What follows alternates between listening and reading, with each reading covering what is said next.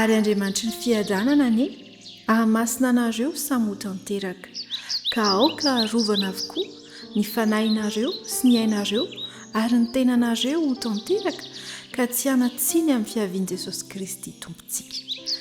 Tesaloniana voalohany toko 5 andiny 17.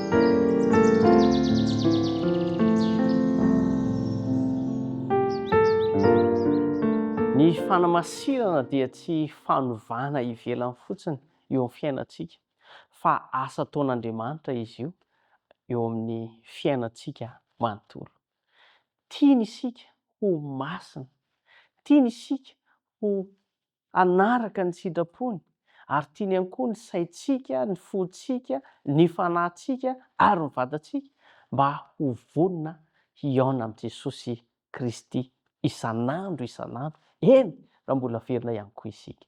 Efa novidian'i Jesosy Kristy tamin'ny vidiny sarobidy isika, ka tokony hikarakara ny tenantsika amin'ny lafiny rehetra. Ny fomba fiainantsika, ny eritreretintsika ary ny safidintsika dia misy fiantraikany amin'ny fifandraisantsika amin'Andriamanitra.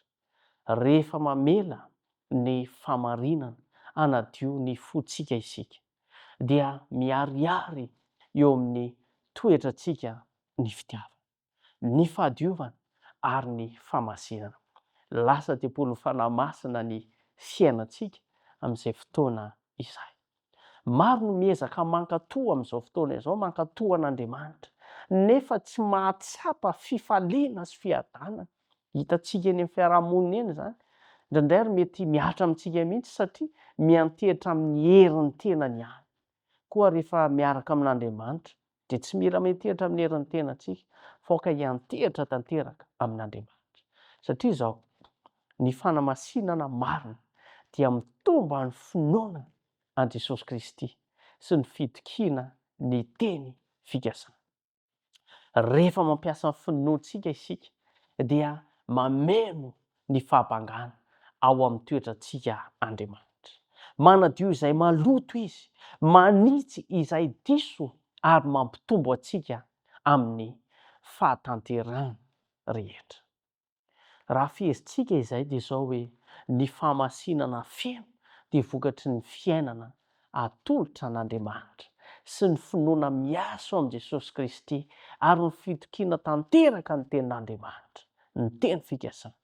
Rehefa Jesosy Kristy no manjaka ao am-pontsika dia omeny fiadanana isika, omeny fifaliana ary omeny hery mba hiainantsika araka ny sitrapony. Miantso anao fomba manokana indray ny Tompo amin'ity anio ity. Atoloto tanteraka an'Andriamanitra ny fiainana. Aza miantehitra amin'ny herinao satria manimba ny fifandraisana amin'Andriamanitra izany. Fa matoki ny asan'i Jesosy Kristy sy ny herin'ny fanamasina. Aoka isika hikatsaka ny famasinana isan'andro mba rehefa hiverina Jesosy dia hitantsika ho vonona, madio ary tsy manan-tsiny eo anatreha. Izay mihitsy no faniriantsika sy ny tanjontsika dia ho any amin'ny fiainana mandrakizay satria tian'Andriamanitra ny hamonjena aisy hiainana. Andeha hoe antsika mba afaka indray ny tontolo androntsika sy izay lesona izay mba ho fiainantsika mihitsy. Rainay izay ny an-danitra misaotra noho ny teninao. Tsapanay tokoa fa tia anay ianao satria ny teninao dia tonga amin'ny fotoana tsara indrindra sy mety indrindra. Mitahi manokana ny zanakao tsiraray avy izay manaraka izao fandaharana izao, izay mizara izao fandaharana izao ihany. Aoka ahita fity aminao izy ireo ary ny teninao dia ho tonga fiainana ho anay tsiraray avy, ho tonga famonjena ho anay tsiraray avy. Ampianaro izahay hitoky tanteraka ny teninao, hifikotra tanteraka aminao Jesosy Kristy ary fanamasinao dia hery asa ao anatinay tsiraray. Da io ny tontolo andro izay diavinay mba ho voninahitra ao ka ho hitantaratra eo amin'ny fiarahamonina misy anay fa manan'Andriamanitra lehibe izahay. Raha misy ny tsy salama Jesosy, meteza ianao hanasitrana azy ireny amin'ny fomba manokana. Koa tany tontolo andro izay diavinay amin'ny anaran'i Jesosy Kristy. Amen.